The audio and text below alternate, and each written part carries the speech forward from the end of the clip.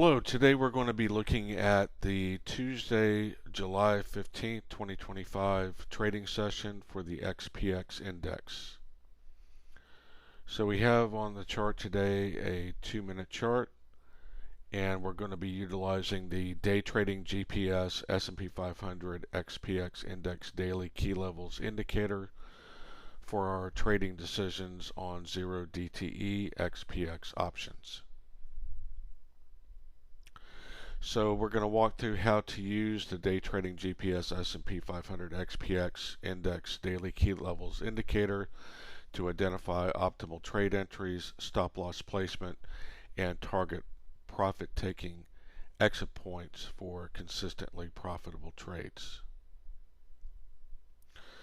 Okay, so the way this indicator works is it works on two different SPX symbols on TradingView. One is the main CBOE SPX index, which that is what the chart is on for the screenshot, and it also works on the SPX 500 CFD for 8 cap, which is the Forex CFD for you traders that are trading Forex CFDs instead of SPX index options. But the main use of this indicator for most people is for trading call and put options, primarily 0 DTE options on the SPX CBOE index. So that's what we're going to be looking at today. Now, if you do have your chart set to the SPX 500 8 cap CFD, then these levels for the main CBOE index will show up as a second table on that chart at 9 a.m. Eastern New York time. So that gives you a 30-minute head start on getting the levels before the main CBOE SPX index opens at 9:30 a.m. Eastern New York time. So it was designed that way so you would get a 30-minute head start with the levels. At 9:30 a.m. right at the open for the CBOE SPX index, the levels will show up on your chart as well as this table on the main CBOE SPX chart.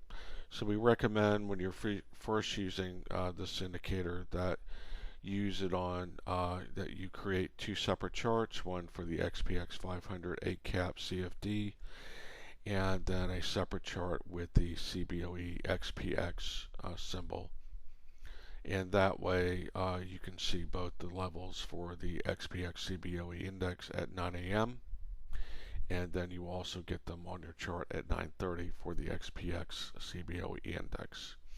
The reason that the levels cannot be shown on the SPX CBOE index at 9 a.m. and we have to show them on the other chart at 9 a.m. is because since the indicator already knows what the levels will be for SPX CBOE at 9 a.m. However, on the SPX CBOE chart, since that does not open until 9:30, the way TradingView PineScript coding works is that even though the indicator already knows what the levels are prior to 9:30, they will not show up on your chart for that particular symbol until 9:30, until the first tick, because PineScript needs to have a tick on the chart for it to display the levels. But if you do use the second chart, as we're saying, on the SPX 500 8 cap CFD, then you will get this table here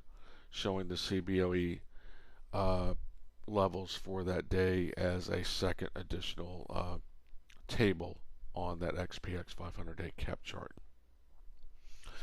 Okay, so this is for Tuesday, July 15th. The SPX Bull Bear KPL for this session was 62.9364. We've marked off the 9:30 open here, 9:30 a.m. Eastern New York time. As you can see here, even though it did open above the bull bear key level, we have this long tail candle here which is, even though it is a green candle, that is sort of a bearish candle with this long tail wick above it. If it was a bullish candle, then it would have closed much higher and say had the reverse, a wick below it, or at least been a candle which started here but closed at the top. So we're going to wait, therefore, because of the open here and this first candle, we're going to wait to see what the reaction is over the next few candles, especially when it gets down to the bull bear key level. So here we have, it's followed up by a bearish candle here where it touches the bull bear key price level, and then here we have a move below, price crossing below the bull bear key price level, and then a close below. So this entry here, this is the this is a 2-minute chart, 9:30 candle, 9:32 candle, this is the 9:34 candle. So your entry would be here on the 9:34 candle on price crossing below and closing below today's bull bear key price level of 62.9364. So at this point you would buy an at the money SPX 0 DTE 62.95 put,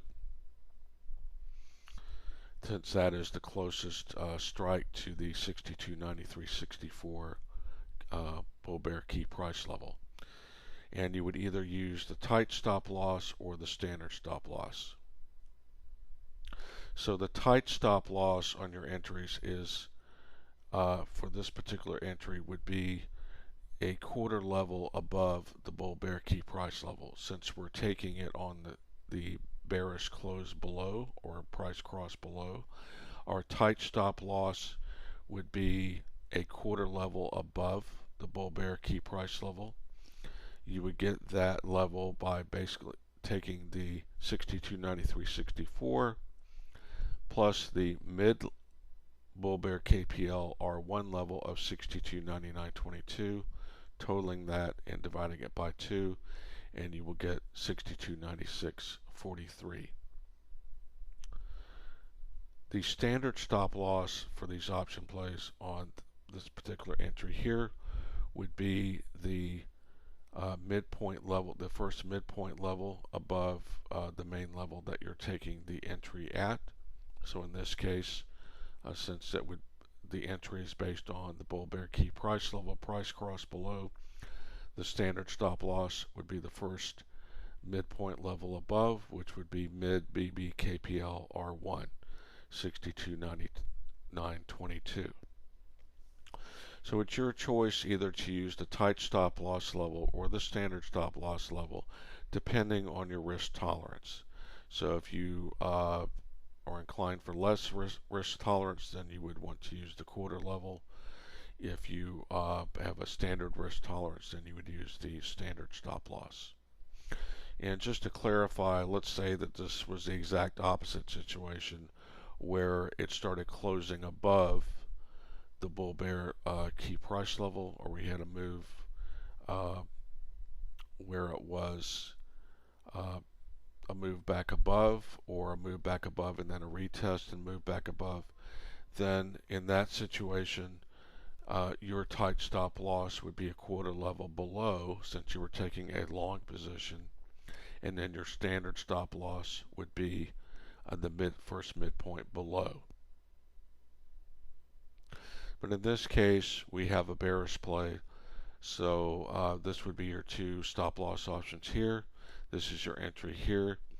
The price on this candle here, on the price cross, depending on whether you're either taking the intra-candle price cross below, or you're waiting for the close of the candle on the close of this candle, the range of the price for this put 62.95 put option on this candle was anywhere from $11.80 to $14. So the worst case scenario is that you would have paid $14 for one of these put option contracts, so that is $1,400. The best case scenario is you would have paid $11.80, which is $1,180. Now for all these profit examples here that we'll go through, when it hits certain levels below, we're going to base all the profit levels on the worst case scenario that you paid $14. Because in my mind, that's the only fair way to do it for these examples. Okay, so we're also going to look later on at the Thinkorswim chart for the 62.95 put option, so you can see the data windows for each one of these, the entry as well as the profit taking levels, so you can see the validation of the price ranges when it hits these levels as well as the entry. But we'll look at that later on in the video. Okay, so this entry is at 934. Remember, the 934 candle is from 934 to 936 since it's a 2-minute candle. Okay, so at the 10 a.m. to 10:04 a.m., SPX hits the mid S1, S2 level of 62.7691. So this would be considered your first closeout opportunity here. With this indicator, you're generally looking for at least a one level move as the minimum for profit taking and closing out all contracts, or if you're trading multiple contracts and you're the kind of trader that doesn't want to close out all the contracts and you want to close out then the majority of them to lock in profits, adjust the stop loss, and leave the minority of the contracts as a runner for possible additional gains to see how far low it will go as far as additional levels, then you can do that. So we'll go through that as well. So typically, as pointed out here by this note, this level here, this midpoint level here, would be considered a one level move for taking profits, and typically you should close out at either a one level move or a 1.5 level move or a 2 level move with this particular indicator. So either closing out at 100% at those levels, or if trading multiple contracts, can consider closing out majority 65 to 90% of the contracts, and that would just really depend on how many contracts you're starting with, and adjust stop on remaining contracts to break even or better to leave risk-free runners. So we'll run through that example as well. So for example, if you were trading 3 contracts and you closed out 2, that would roughly be 65%. If you had 10 contracts, then you would want to close out in that case somewhere between 7 to 9 contracts. That would be 70% to 90% of them. The main thing is that you want to, when it hits at least the minimum profit level, one level move, if you are inclined, if you are trading multiple contracts and want to leave runners, then you would want to close out somewhere between 2/3 to 90% of them, and that, of course, that's just going to depend on how many contracts that you're trading to begin with. Okay, so at this time, the 62.95 put is now $20.50 to $25 during this time period of 10 a.m. to 10:04 a.m. And again, we'll look at the Thinkorswim chart here in just a minute so you can see that. So your profit would be anywhere from $650 to $1,100 per contract, and we're getting that by taking the worst case scenario entry price of $14 and subtracting the $14 from the 2050, that's $650, or if you got out at 25, then that we're subtracting the 14 from the 25, that is $1,100. Okay, so if you're waiting for a 1.5 level move, that hit at 10:32 to 10:36 a.m. when SPX hits S2. And just going back here a second just to clarify, since your entry here, since this candle, including the close, is not close, it's not right below the bull bear key price level, but it's further down. That's why we're considering a one level move to be from here to here. So if your entry was anywhere from here, let's say if this was a longer candle down to the midpoint level, then your first level move would be down. Your one level move would be down to the midpoint, S1, S2. A 1.5 level move would be here, and a 2 level would be here. If the entry was close, very close, let's say that you took an entry that was closer to where the bull bear key price level was instead of down here, then your one level move would be here at the S1. But in this particular example, since it's down here, this would be considered the one level move. This is 1.5, and this would be 2. So at 10:32 a.m. to 10:36 a.m., SPX hits S2, 62.71.33. The 62.95 put at this time is now 22.55 to 27.65. So your profit per contract is now 8.55 on the minimum side to 13.65 per contract. If you were inclined to instead wait to close out for a two-level move, then at the 10:58 a.m. to 11 a.m. it hits the mid S2, S3 at 62.60.18. Now the 62.95 put is 34.63 to 36.60. The profit is now 2,063 to 22.60 per contract. So again, we're getting the 2,063 by taking this minimum 34.63 and subtracting the worst case scenario entry price of $14. This 22.60 is by taking the 36.60 and subtracting the $14 worst case scenario entry price. Okay, so we have a full two level move here. As you can see here, we had a bounce off of here back to the S2 level, and then we had a resumption of the selling throughout here and almost a move down to S3. So you would have gotten out of your contracts if you were closing at 100%. First, either here at the one level move down, or here at 1.5, or here at the two level move down. Now, if you left any runners at any one of these levels, if you instead of closing out, you were trading multiple contracts and you left runners, then what you would do in that case is you would adjust your stop loss wherever you're closing out partials and taking runners.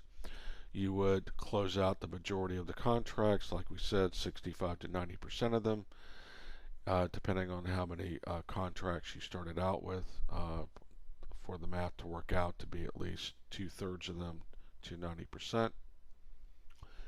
And you would adjust your stop loss minimally to what you paid for the option to begin with. So if for example, you traded 10 contracts, you bought them at $14 each, which that would be $14,000. You sold 90% of them, or up somewhere between 65 to 90% of them, either here, here, or here, and you were leaving a runner, then you would want to put your stop loss on the remaining runners would be at least break even or better. So that would means that you would put the stop loss, if you paid 14, back to 14. So in the worst case scenario, you're going to get out at break even on whatever remaining runners that you have. If you wanted to put it at better than 14, like obviously when you're down here as an example, then you could put it back to, you could put the stop loss on the remaining runners to something greater than 14 if you wanted to, like say 15, 16, 17, etc. That way, if you're getting stopped out, you're still getting some profit on the remaining runner. But the very least you would want to do is to put the stop loss at break even as to what you paid. Okay, as you can see here, we're moving later on into the session. Even though we did have a move back up, here basically getting into the 2 o'clock, 2:30 range, starting with the 3 o'clock hour, we had a move back down, then a consolidation, and then end of day in the last 5 or 6 candles here, we had a decisive move down again, which we then hit S3, and then we closed out the day virtually at the low of the day. So here, if you had held on to runners, your risk-free runners, where you had set the stop loss back to break even or better, and you were inclined to just let it run through the end of the day to see what happens, then at the end of the day, the 62.95 put was anywhere from 45.83 to 54.40 at the end of the day during these last couple of candles. So in that case, your profit would have been anywhere from 33,183 per contract to 4,040 per contract. Again, we're getting that by taking the $14 worst case scenario entry price here and subtracting that from the 45.83 low here to the high of 54.40. Okay, so now we're going to move and look at the Thinkorswim chart with the data boxes for the entry as well as the different points where it's hitting these different levels. So again, remember that we have the 9:34 a.m. Entry. So we'll move to this right now. So here's the 9:34 entry here, and here's your range, low $11.80 to a high of 14. And again, this is your entry on the cross below, close below the bull bear key price level. Here is your 10 o'clock to 10:04 a.m. So 10 o'clock here, 10:04 a.m. here. And here we have the low $20.50 to $22.59. And we have a low here of $21.52 to a high of 25.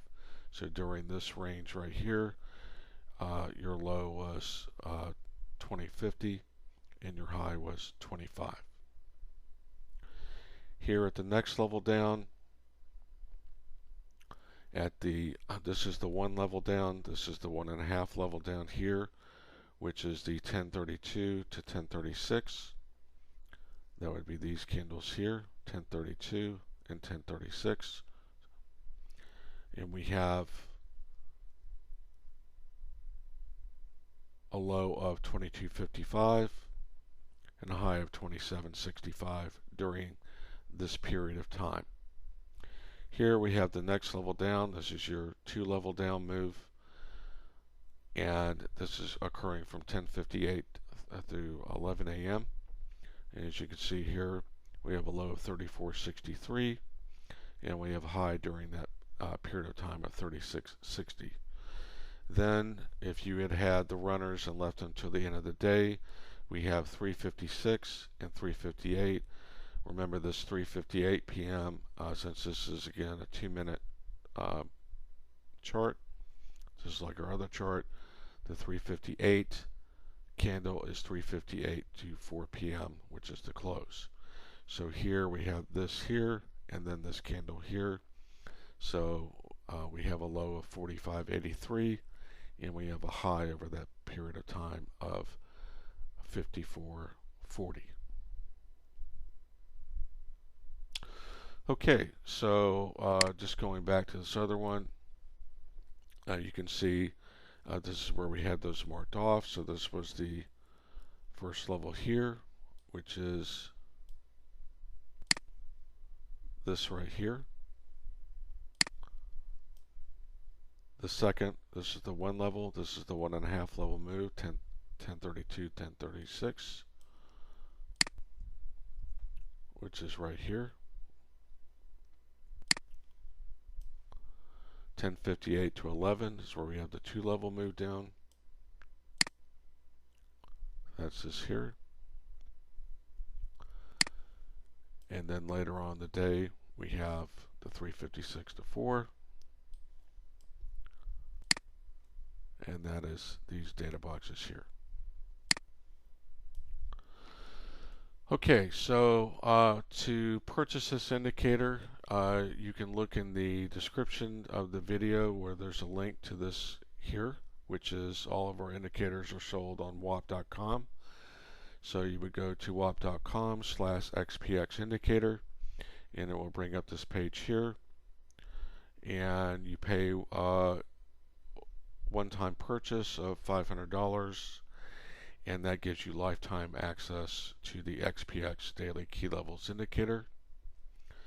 If you go to this page, you'll also see some of our other indicators that we offer, as well as reviews of the indicators, which we have all 5-star reviews.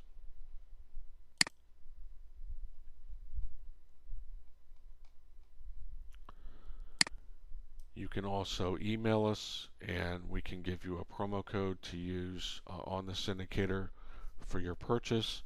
So you can email us at daytradinggps@gmail.com if you have an interest in purchasing the indicator. For watching this video, we can give you a special promo code to use that will give you a discount off of the regular price.